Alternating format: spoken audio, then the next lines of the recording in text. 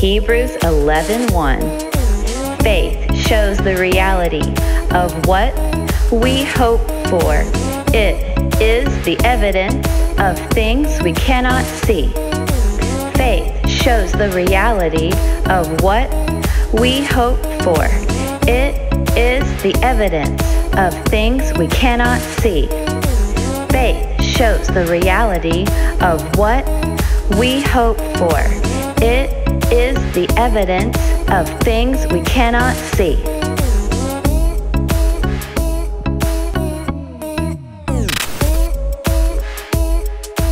Hebrews 11:1. Faith shows the reality of what we hope for. It is the evidence of things we cannot see.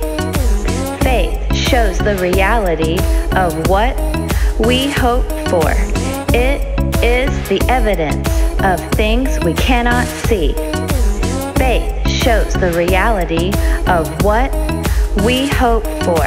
It is the evidence of things we cannot see. All right, guys, awesome job. I hope you had fun today. I'll see you next time for some more Bible in Motion. Hey everyone, welcome to His Kids Online. I'm so glad that you guys are all here this morning. So today we're going to be talking about how to face our fears with Jesus. And we're going to come across somebody named Ananias who's going to have to make a choice, whether or not he's going to face his fears or turn and walk the other way. But before we jump into that, why don't you guys jump up, get loose, and get ready to boogie with the Lord. Hey, this song is called Bigger Than That. And let me show you the moves. They go like this. Go, oh my God is big. Oh my God is bigger than that. You got it. Let me do it one more time. Oh my God is big. Oh, you got it. Come on. Oh my God is bigger than that. Let's do it.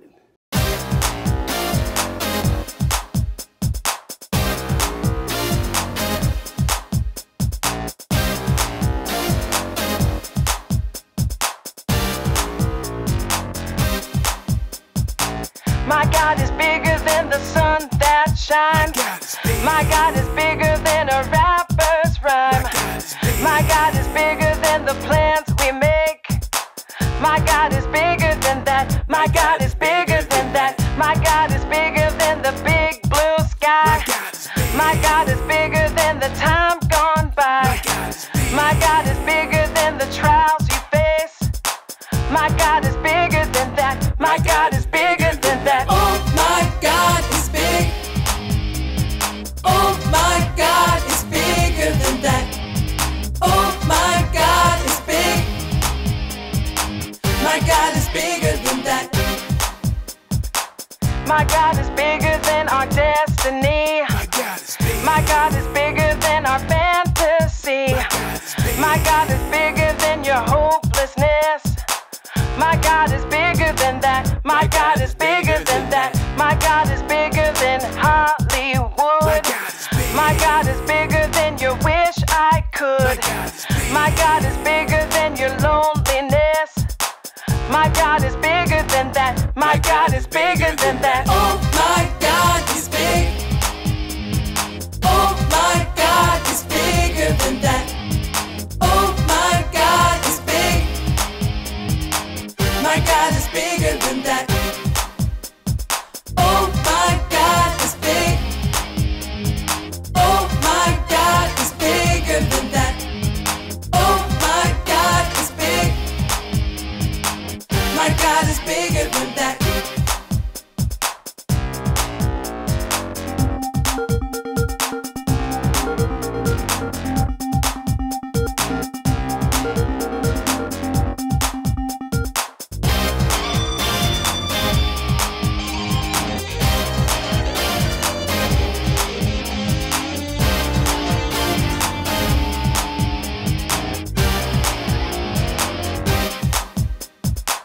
My God is bigger than our destiny. My God is bigger than our fantasy. My God is bigger than your hopelessness. My God is bigger than that. My God is bigger than that. My God is bigger than Hollywood. My God is bigger than your wish I could. My God is bigger than your loneliness.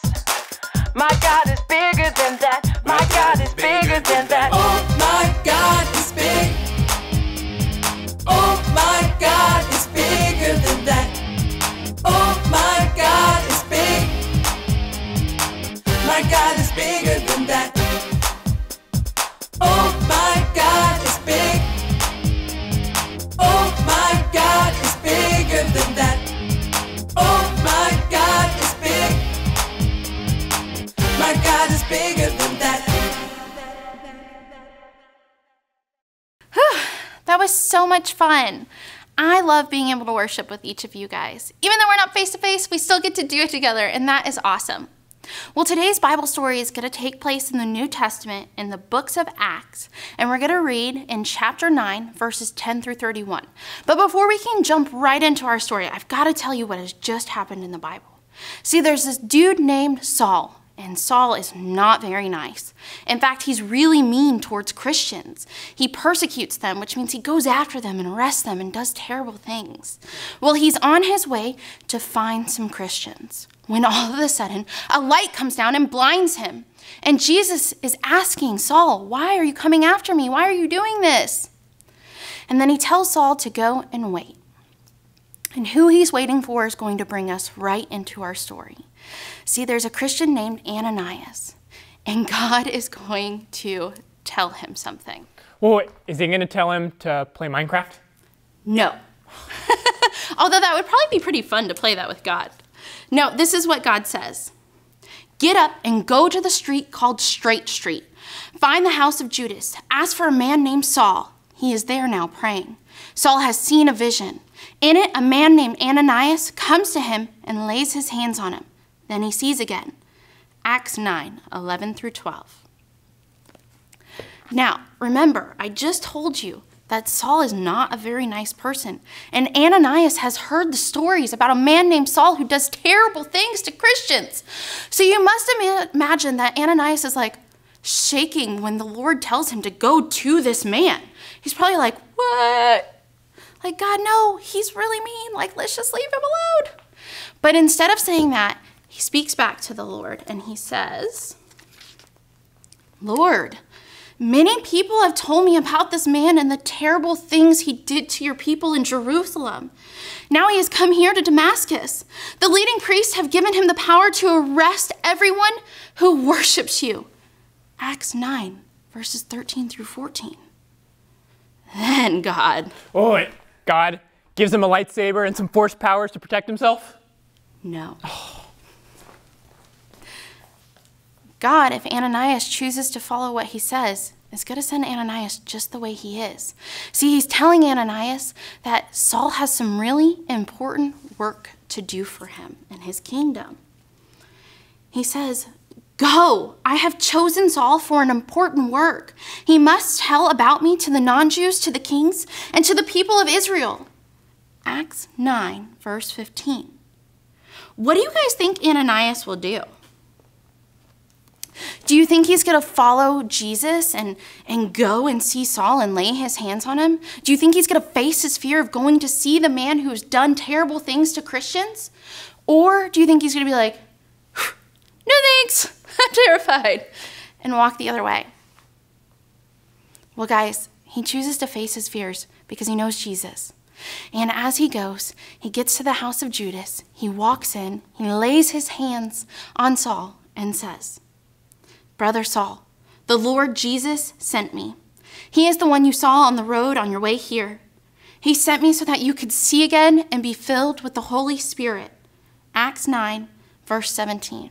And as he does this, as he lays his hands on his brother Saul and he's praying over him and saying these things, these like fish-like scaly things start to fall from Saul's eyes. Whoa.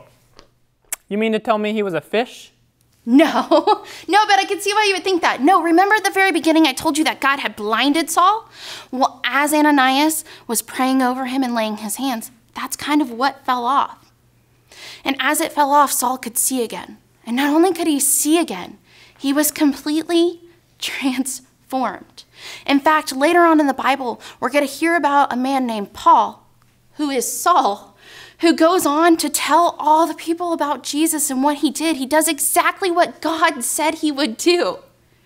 And I can't help but think, Ananias got to be a part of that story because he knew Jesus and could face his fears. How incredible, right? Knowing Jesus can help us come against some really tough stuff.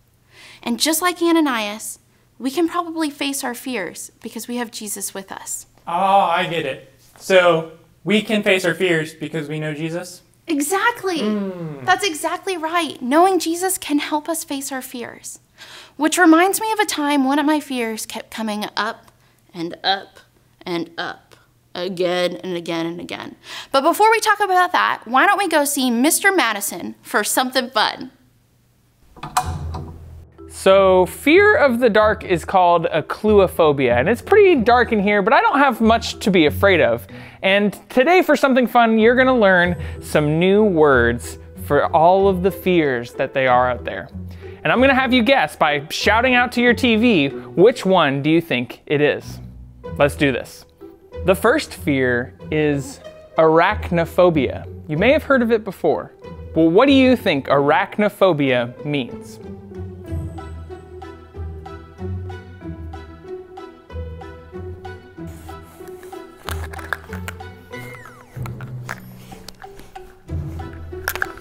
That's right, it's fear of spiders, those creepy crawlies with the 8 eyes and 8 legs. I guess they have 10 eyes. I don't even know how many eyes spiders have, but they are very, very creepy. Here's another fear that you might have, acrophobia. It's also a ride at Six Flags. Acrophobia. What does acrophobia mean? That's right, it's fear of heights. Being way up there, I do not love heights very much at all. All right, let's see if you can get this next one. Megalophobia. What are you afraid of if you're a megalophobic?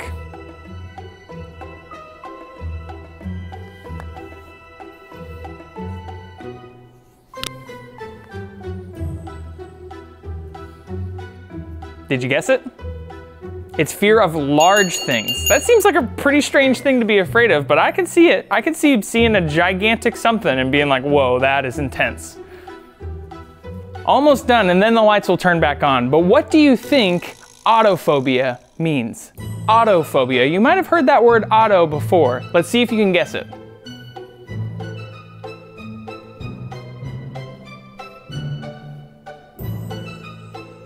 Did you guess it? Were you tricked? It's actually fear of being alone, kind of like I am right now, but I'm not really alone. Zach, the cameraman, is with me. All right, last one, I promise. Genuphobia. What do you think genuphobia means? It's kind of a tricky one, but I think you might be able to get it.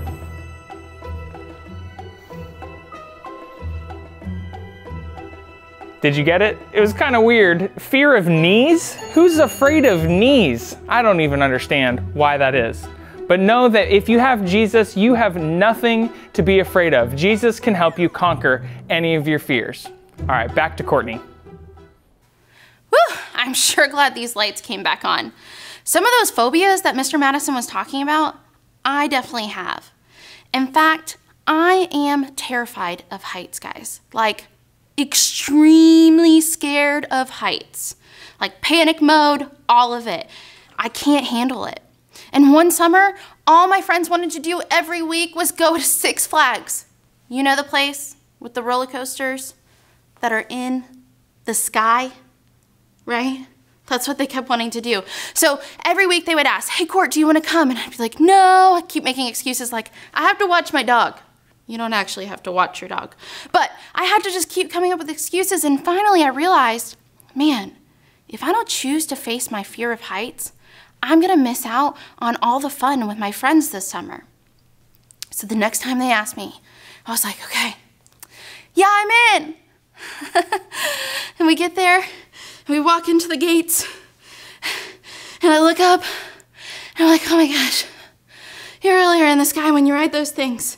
And I start kind of sweating because I'm getting really nervous. And finally, I just had to tell my friends, guys, I'm super scared of heights, so being in a roller coaster, literally stuck in the sky, is terrifying to me. My friends were like, no, no, no, Courtney, we've got you. We're gonna help you through this. Today you're gonna face your fears. Okay. So they take me to like what they call a little roller coaster. There is no such thing as little roller coasters. That is a flat out lie. But we're in the line and they're all like, ha ha, like this could be so much fun. And I'm like, I'm sweating. I'm like pale in the face. All I'm thinking about is like, man, what's gonna happen on there? Is it gonna be okay? Am I gonna make it? And one of my friends notices. She's like, Courtney, it's okay. I'm gonna sit right next to you. I'm gonna help you through. I'm like, okay, I can do it. And so it's finally our turn and we get in and we pull like that little lap bar down, which is, I guess, all that holds you into the roller coaster. So it's like click, and I am gripped in, right? I am gripping for life. I am terrified. My hands are sweating, my face is sweating, I'm not speaking, I'm like locked in, frozen. My friend's like, Courtney, it's gonna be okay. We take off, and I scream, oh my goodness, we've just moved a little bit and I'm already scared. Okay, I can do it, I can do it. She's like, Courtney, you got this. You're gonna be fine, you're gonna be fine. And we start taking up. And you're like leaning backwards and backwards and backwards.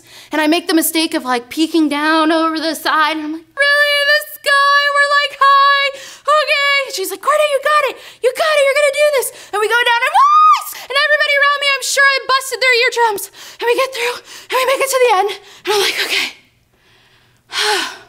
I release my hands. I did it. She's like, Courtney, you made it. You rode the roller coaster. I told you you could do it. I was like, I did it. And they're like, all right, now it's time for a loop-de-loop. Like, what's a loop-de-loop? They're like, it's one that goes upside down. What? Okay. My friend's like, Courtney, you got it. You just did this one. You're gonna do the loop-de-loop. It's gonna be awesome. So they take me to the Batman. We're in the line, and they're all like, this is gonna be so much fun. I can't wait. And I'm like, okay, it's gonna be okay. I'm gonna make it. I got it. I can do this again. It's gonna be great. And my friend looks over, she's like, Courtney, you got it. You can do this. It's gonna be so much fun. You're gonna face your fears today. You got this. It's our turn. Somebody gets in. I sit down. My friend sits down. Other friend sits there. I pull the piece over my head. Okay, I'm in. I grip onto my handlebars, I'm squeezing as tight as I can because I'm not gonna let go on this ride. I'm gonna make it. We take off. My hands are sweating or they're bleeding. I really don't know, but I'm not gonna let go. And we're going up and up and up and up. And we go down and my friend's like, Courtney, you got it, you got it, you got it. And we're turning all around. She's like, here comes the loop-de-loop. We go, we're upside down. Ah! And then we hit like this turn and it picks up speed and my head gets stuck like this. And then I'm like screaming, so my mouth is open and I'm gripping and drool is just flying out of the sides of my mouth, guys. It's really disgusting. And we get to the end. I'm like, okay, it's over. And I unleash. And I lock my hands. Oh good, it was just sweat. They weren't bleeding. I wipe away the drool. I did it. My friend's like, Courtney, you did it. You faced your fears. You rode the roller coasters. You even did a loop-de-loop. Like, yeah, I did it. I faced my fears. Now, I still don't really consider riding roller coasters fun, but I'm super glad that I was able to face my fear. And I was able to do it because I had somebody right next to me, helping me. But that's not the only person we have when we're facing our fears. In fact, we have a really good friend. I'd even call him my best friend. Do you know who that is? Jesus. It's Jesus. We know Jesus, right? We learn about him on Sundays. We spend time talking to him. We read our Bible, and we know how much love he has for us. And when we come up against something that seems scary, that seems hard, I want you guys to picture him sitting right beside you or walking right beside you, just like my friend was doing for me, encouraging you, like, you've got this, you can do this, I'm right here with you, you're gonna do it, you're doing awesome. Because that's what he's doing. He wants to face the fear with you.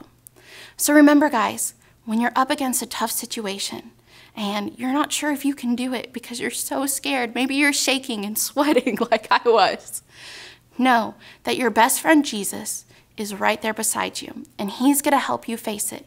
You're never doing it alone. So as we're getting ready to say goodbye, I wanted to leave these questions with you guys. What are you afraid of? How can knowing Jesus help you face your fear? And are you ready to face your fear the next time you encounter it? Until next time, guys. My God is bigger than that. My God is bigger than that. Oh my God is big. Oh my God is bigger than that. Oh my God is big. My God is bigger than that. My God is bigger than our destiny. My God is bigger than our fantasy. My God is bigger than your hopelessness. My God is bigger than that. My God is bigger than that. My God is bigger than Hollywood. My God is bigger than your wish I could. My God is bigger than your loneliness. My God is bigger than